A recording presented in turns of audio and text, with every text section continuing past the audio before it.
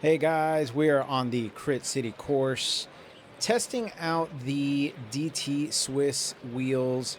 Now, as you guys know, Zwift added the DT Swiss 65s as well as the DT Swiss Arc 1100s, and so I am testing out both of them on my SL8, which has been upgraded to level 5. So all the bells and whistles, all the aero, all the lightweight, all the everything. And so I really wanted to see on courses like this is where, I do a lot of ladder races. I do a lot of, Zwift racing, specifically the ladder races. There's always a debate on which wheels should we use. And so I decided to put it to the test because I wanted to see, which ones are going to work best for me. Now I do have my lightning socks on. I'm still kind of debating on whether or not I like those.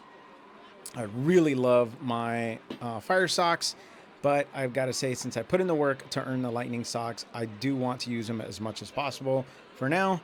But I do see myself leaning towards the fire socks, especially since I can't lower the lightning socks. I think that was a huge mistake by Zwift.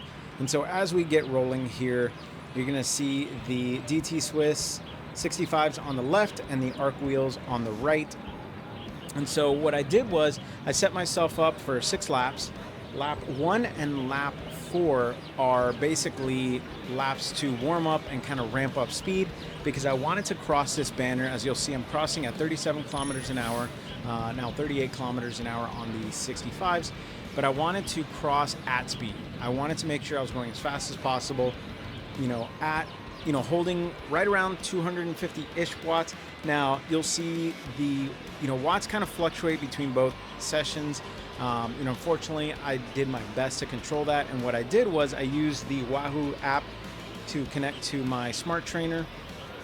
And one of the features on the Wahoo app is you can actually set a targeted watts.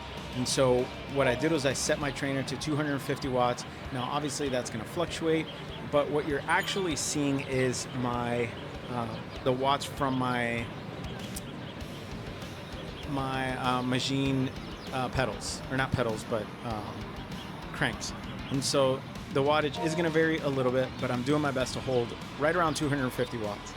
And so as we come out of these rollers, you're going to see we hit this 1% incline, which is really the best place on this course to really start to break away, because a lot of people are, coming out of those rollers very tired, very sore.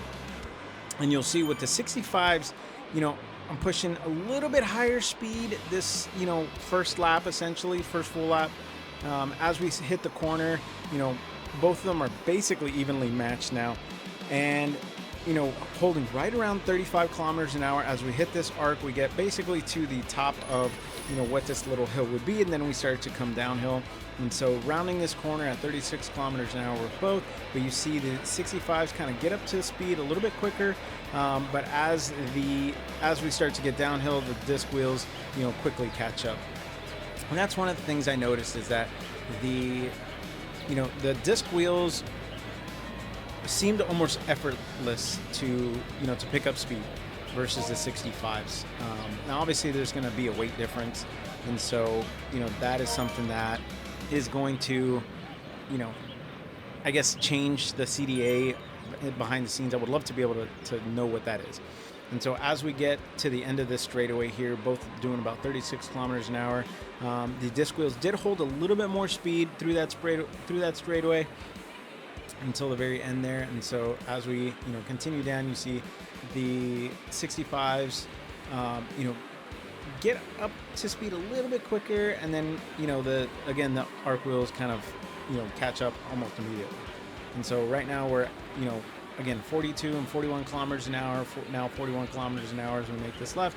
And so as we start pushing through to the final stretch of this run up to the banner, you see doing about 40 kilometers an hour with both right now as we make this right hand turn. Again, they both slow down almost about this, almost exactly the same.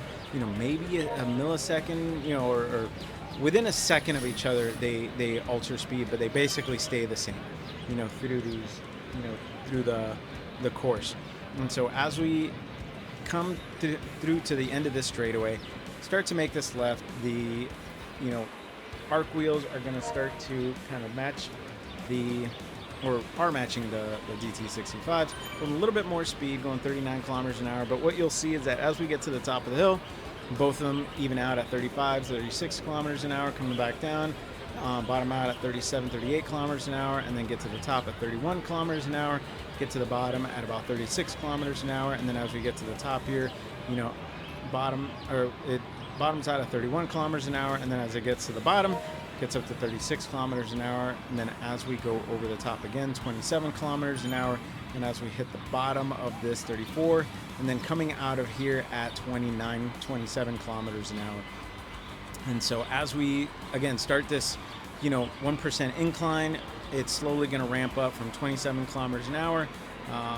Right now we're at 29, 30 kilometers an hour and you see the DT Swiss 65s will go up to 32 kilometers an hour, and then the arc wheels will jump up to 32 kilometers an hour here in a moment, or maybe not. Okay, there we go. As we start to hit this curve, so there's a little bit of an advantage on that 1% uphill, but again, as we hit the downhill here, you'll see they're both matched, speed for speed. The 65s slow down a little bit quicker.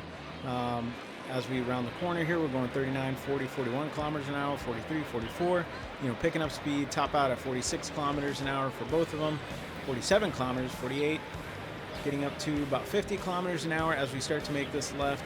And then you'll see the 65s slow down a little bit quicker than the disc wheels. So if you're on a downhill race, you definitely want the arc 1100s, but if you're on an uphill, you're going to want the 65s. So that is going to be something that you have to take into account when you're doing these races, is how much uphill versus downhill are you going to deal with?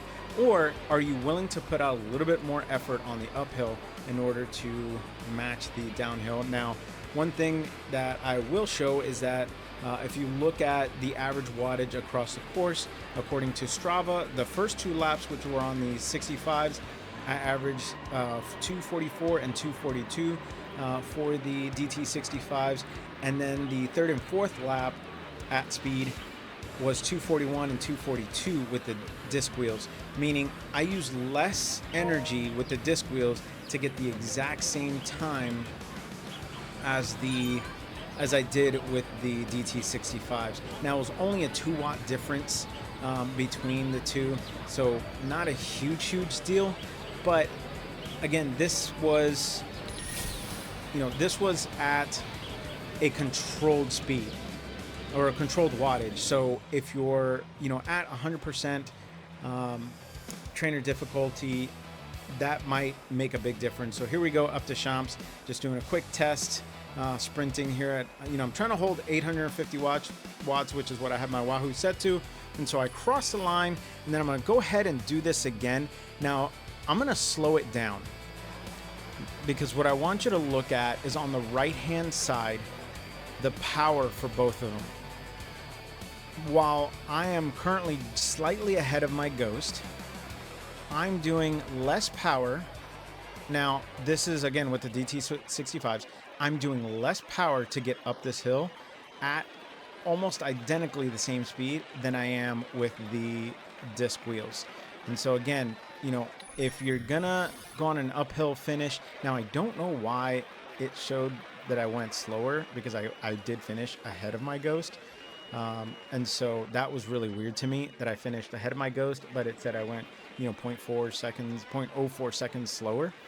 But again, what I'll say is that depending on the type of finish you're going up against, whether it's uphill or downhill, you're gonna want to decide which wheel you want. It's looking like on your average course, and again, or I would say your average crit, relatively ultra flat, you're gonna wanna look at the dynamics of, sprint segments, the dynamics of, uphill versus downhill, as well as what the finish looks like, because that should really determine how you choose what wheels you're gonna roll with.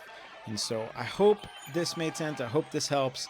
And with that being said, take care, guys, and I will catch you on the next part.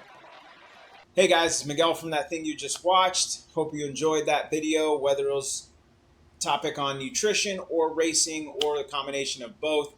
Feel free to come back. I will continue to put out videos like this and continue to showcase what you can do with smart nutritional strategies, combining that with racing, because that is what this channel is all about. And feel free to check in if you want to see more racing. Click on wherever the link's at, subscribe, and I will catch you guys on the next race.